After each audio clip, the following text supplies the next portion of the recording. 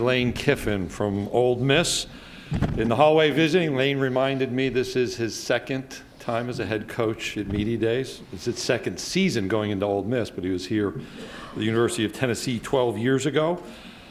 Beginning his second season, he will step into the year having finished with a victory in the Outback Bowl.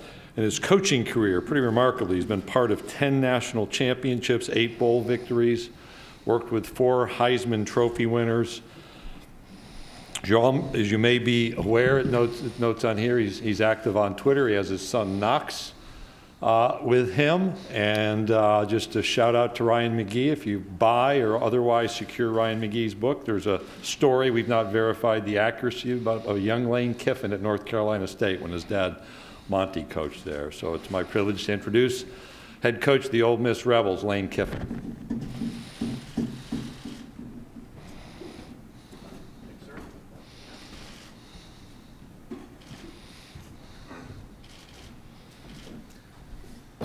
Hey guys, good to be here. Commissioner actually reminded me when he saw Knox, I went up and said hi to Knox.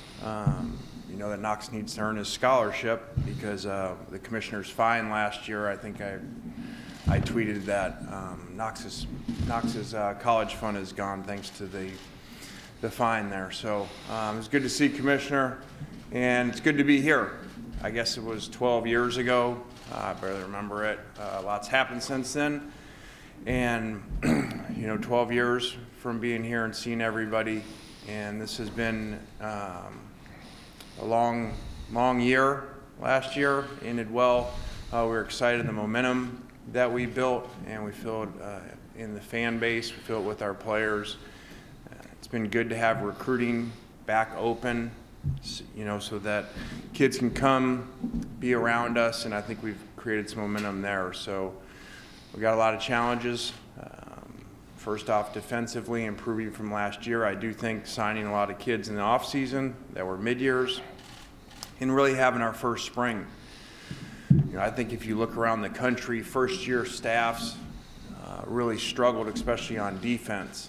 And so we'll look to improve there. Got a lot of good players coming back on offense, led by the quarterback. So challenged to get him to play. I think he played as well as anybody in the country at times last year. In the notes coming in, reading them, I guess he was first in the country in total offense per game last year, which I didn't even realize. So it shows the level he can play at. Now he's got to do it more consistent. And I saw in those stats too, we were first in the conference in rushing a year ago, so we need to continue to build off of that regardless of the quarterback. Even though I know a lot of times people think we just throw the ball wherever we've been, we're at our best when we run the ball, and I think have done that really well at times. So with that, questions?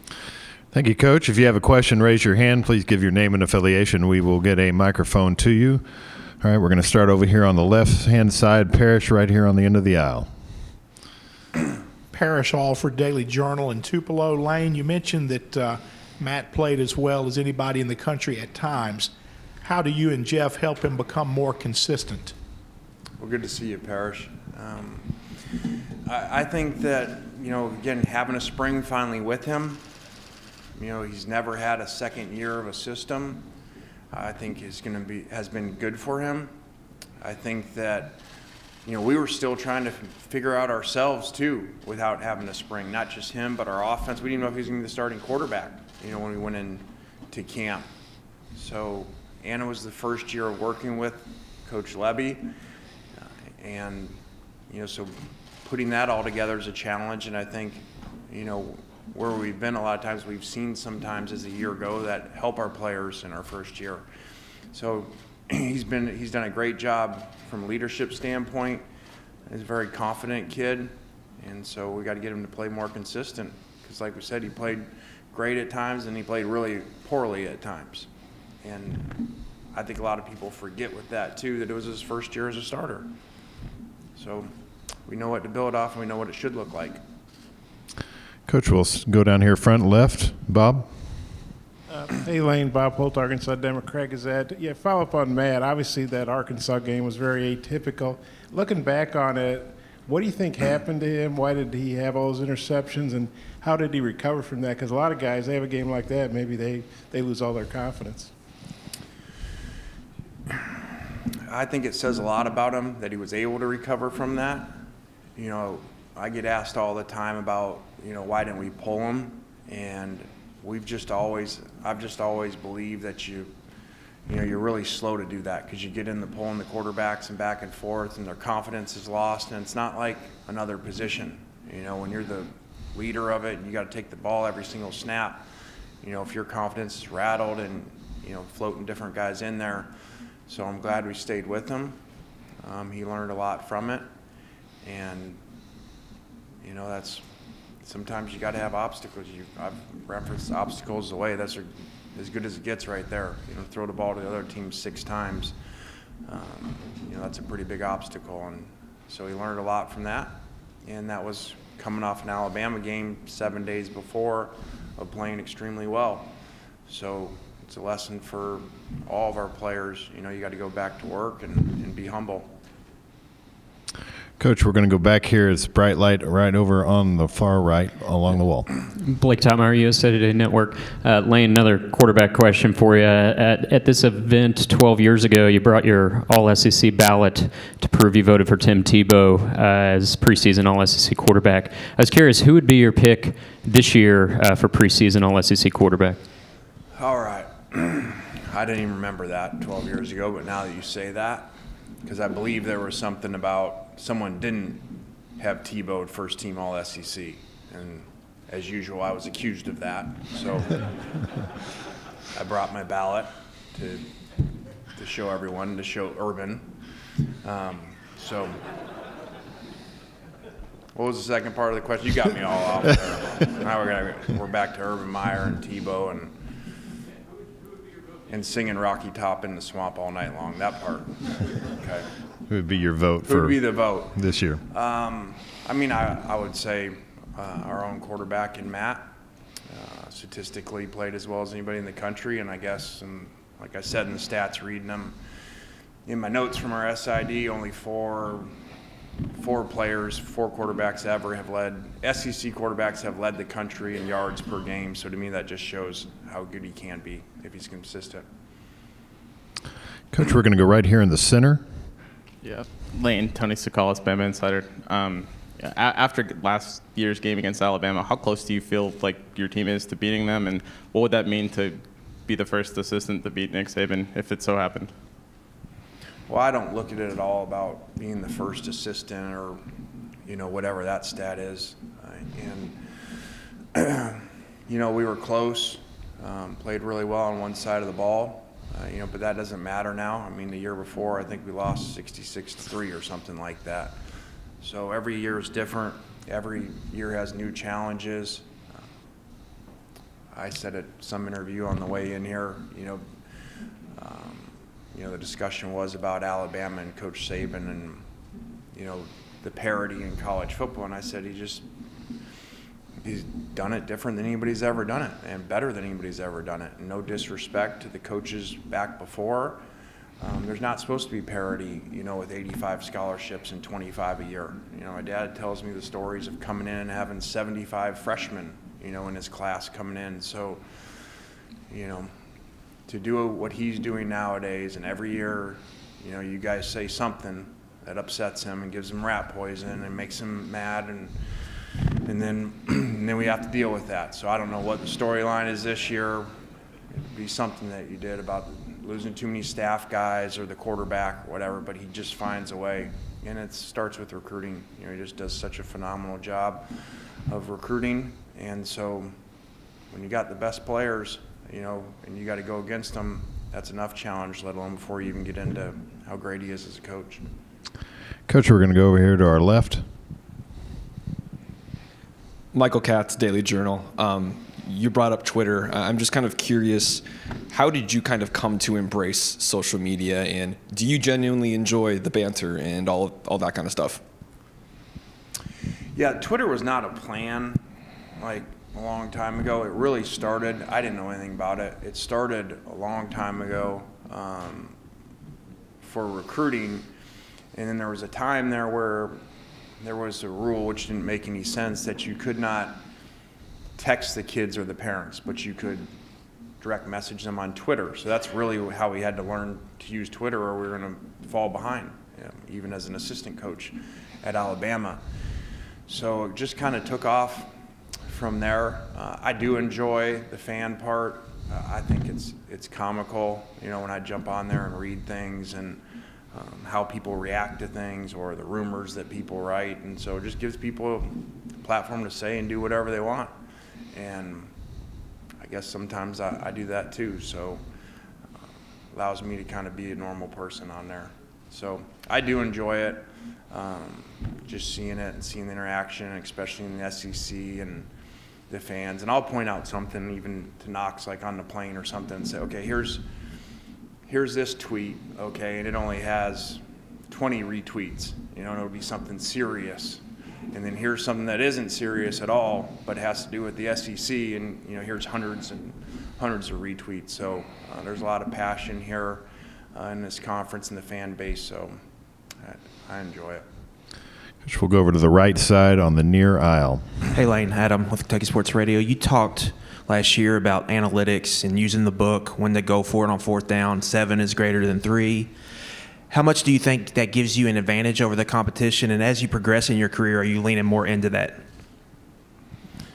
Well, I know that sound like he just said 7's more greater than 3, and that's pretty basic, but that is a big part about analytics that for whatever reason for years as coaches, like that didn't hit us, because I think it was just the feeling of, oh, I kick a field goal, or I attempt, it's not even I'm going to make it, I'm going to attempt a field goal. So then it's like, as a coach, I did everything I'm supposed to do, we got the ball close enough. And when you dive into the analytics, it obviously teaches you to play different. I think somebody said we were, most fourth down attempts or something in the country. I know at FAU one year we were. And that's not, I think some people used to do that, just gunslinger mentality. Like, I'm just going to go for it no matter what. That is not that. That is all calculated. It's not easy to follow. And I think that's why a lot of coaches struggle, because it goes against how you were trained to coach and how you're trained to make decisions, especially when you watch the NFL, which until as of late, everybody just kicked. And so it is hard to follow at times. I'd like to think that, we follow it really well, which is why we end up being so aggressive. And then remember, the analytics, my book's not the same as your book and your book. It's different based off of our offense, our defense, and our kicker. So if your kicker's doing well, that changes. If your kicker, is struggling that season, that changes your book.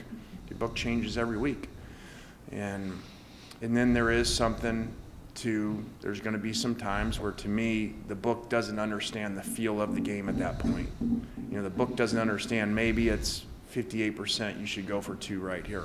But it doesn't understand the momentum and where the crowd's at with that and how hard you work to get back to that point, and so you may kick the extra point. And it doesn't understand exactly how you feel about your game plan either. You may feel really good in certain games in short yardage situations or goal line situations. And even though the stats say one way, you do different because of your feeling. But I do think I do think a lot of people are catching up to it. So I don't, if you think it's an advantage like you referenced, I think it was. And I think people now, because it's more public and more people are doing it, are catching up with it. Coach, we'll stay in the center section, about 5 rows back, straight ahead of us. Coach Theo DeRosa with the Commercial Dispatch in Columbus, Mississippi. You've got a couple of young players from our area in Eli Acker and Luke Altmaier. How do you feel like they're progressing so far? Eli had a good spring, moved him around at guard and tackle. Very athletic player for us. Luke just getting there for the spring, which is hard at any position to come in as a mid-year player, but especially quarterback, and have to lead your group. I think did a really good job and has a bright future. Okay, we're going to go over here to the left-hand side. Jake Thompson with the Oxford Eagle, losing Jaquez to Kentucky. How has that kind of changed your approach to the defense entering fall camp? And I guess did that kind of put an emphasis on getting all those midseason enrollees and having that spring now under their belt? Yeah, it's just the world we live in, that, free agency just happens. At least now there's somewhat of a calendar being put around it, but it's still, it happens. So we wish him the best of luck. Everybody has their reasons. And, fans, and I don't know if media does too, they all want to get mad at the kids, or assistant coaches. How can this kid leave? And then I look at assistant coach and say, you're the same guy that's going to leave when you get a different deal somewhere else. So, I wish him the best of luck. Coach, we'll go over here on the right section, 3 rows back. Hi, Travis Brown at the Bryan College Station Eagle. When you look back on last season, what is some of the things that sticks out to you leading up to the postponement and cancellation of the A&M game? And then what are your thoughts on the program getting to play them in year 2? I think the A&M game, initially was the other way. They didn't have enough numbers, I believe, the first time, or something. And then the second time, obviously, was us. So, Jimbo's done a great job there. Elite coach, recruiter, and elite program. So, it'll be challenging whenever we play them. And we'll look forward to it. We're going to go in the center section about halfway back, straight ahead of us. Hello, Coach. How you doing today? Great. Gerard Hamilton, the Tuscaloosa News. This year you got a Week 4 matchup at Alabama. Last year, 111 combined points. Did you last year and do you this year have any tricks reserved in the bag offensively for Alabama? Well, we use about all of them. 111 points is a lot between the two teams. So, obviously, that was a big game. Coaches say every game's the same. When you have an elite program you're playing against that you play every year that's in your division, it just means more. So, we had a chance. They did a great job. Sark did a great job on offense. It's kind of exhausting afterwards, even as coaches, let alone being the players. So, that'll be a big challenge going there. And like I said before, I don't know that anyone's ever done it as well as coaches now doing it for an extended amount of time, especially with scholarships as they are. And kids just keep going there. So they do a great job and keeps losing coaches and keeps replacing them. Coach, we'll go in the center section, along the left-hand aisle. Lane, John Sokoloff with WCBI-TV in Columbus, Mississippi. How are you kind of expecting Dontario to take a step forward this year, and how big of a role is he going to play in your offense? I think that, we can use him inside and outside, and made plays for us last year, very strong hands. Can play special teams. I think he'll be an elite special teams player at the next level. Unique ability to do that and strength. So, that's going to be a challenge for us with these receivers, who's playing where, moving them around. We have Plumlee in the mix to figure out what we're doing with him exactly. And, that could be a number of things. Which we'll go here in the center section along the right-hand side here, about 3 rows back. Lane, Mike Rodak with AL.com. Today, Nick Saban said that his quarterback has earned almost $1 million so far in NIL deals. Jeez. How have you seen that play out with recruiting and the potential for other schools, brands to earn players some money? That number just blew me away, so you didn't prepare me for that. That's amazing. You made $1 million and hadn't started a game yet? Wow. I don't even know what to respond to that, but great for him. It is neat that players can make money now and profit, off of their hard work and what basically everybody else in America gets to do. So, I'm excited about it.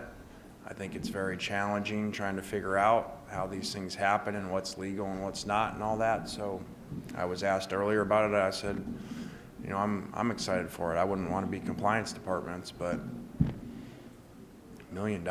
Ooh. Coach, we'll stay in the center section right in front of us, midway back. Elaine, Brooks Cabina from The Advocate.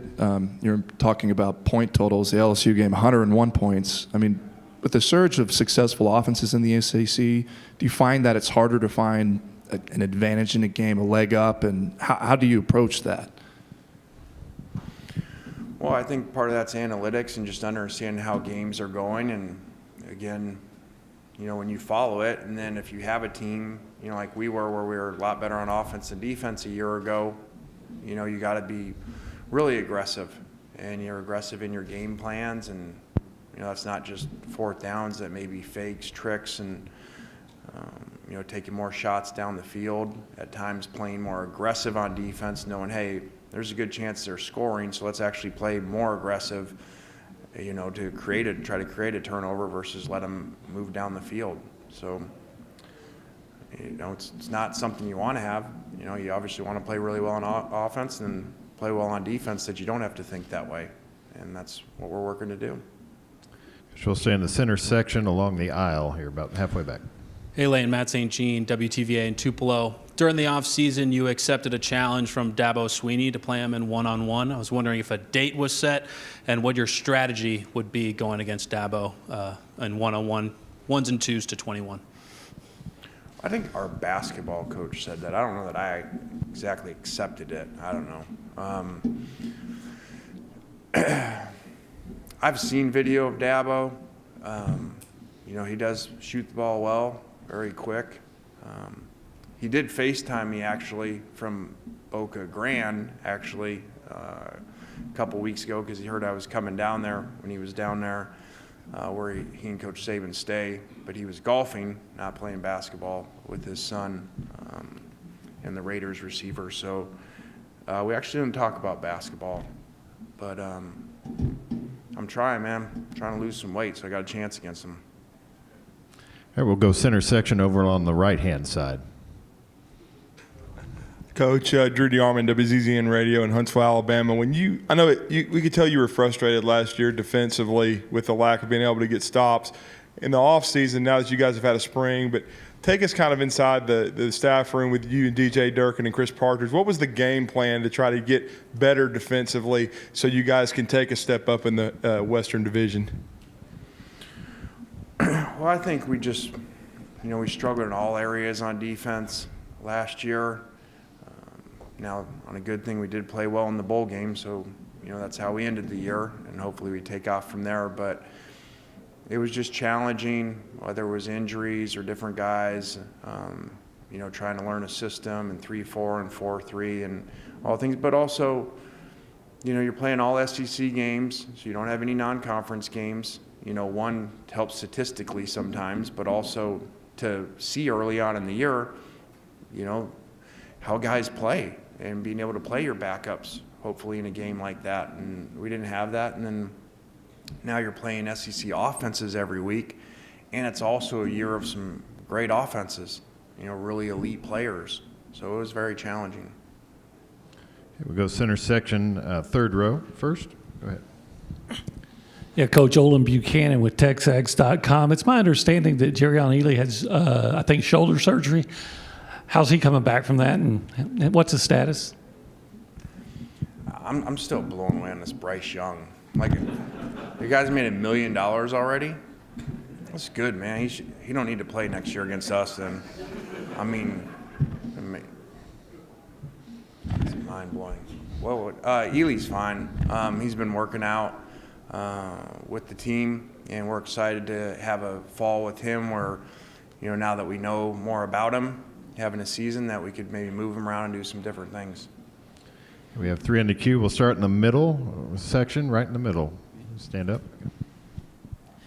Nick Kelly with the Tuscaloosa News. Coach, you seem to enjoy tweeting about Coach Saban especially. Do you know if he's seen your tweets or what his reaction's been? Well, he's certainly not on Twitter. We know that. Now, Linda, his assistant, is probably prints them out, especially the ones that he may not like. And so he probably does see those. But I think it's all in fun. I think you guys know that are around enough covering us, how much respect I have for him, how grateful I am, for him hiring me in the 3 years together with him, and for what that did for my career. But the respect, and like I said, nobody's done it like he's doing it ever.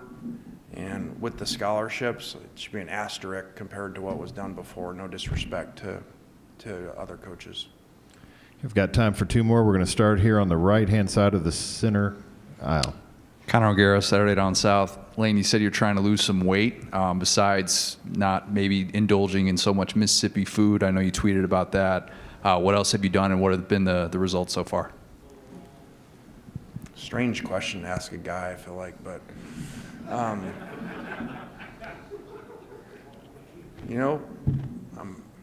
you're being negative about Mississippi food. I'm going to be positive. It's a Mississippi diet. So I came to Mississippi, I embraced the food, and just not a lot of it, and have some portion control. So that's not really what the diet was, but I'm going to be positive about the food in Mississippi. All right, we'll go down here to Bob for the last question right here in the second row. Yeah, well, if it's okay, I was going to ask a two-parter, if that's okay. Lane, if you could follow up, talk about Matt. I mean, what are his real strengths? What are you expecting for the next step for him this season? And then is your dad going to be an analyst again? And if so, what does that add? And how's your dad doing? Did you say Matt? Yeah. We expect Matt to play better, be more consistent, limit turnovers, take care of the ball better. My dad's doing well. Thanks for asking. He just had a press conference, I think last week, going into the Bucks Ring of Honor, which is an awesome thing. And just watching that press conference, seeing the old clips of him coaching at Tampa and how the players, Derek Brooks, Rondé Barber, Sapp, how Lynch, how they talk about him. It's just really neat. I texted him after that, just make sure that he knew how much I respect him and appreciate him and love him, and how unique that is. He changed people's lives, by how he coached them and how he cared about them. So it's awesome to have him around. He's, I think, 81, and he's still there, first one in the office every day. Pretty cool example for young coaches. Coach Kiffin, thank you for your time today. All right, guys, thank you.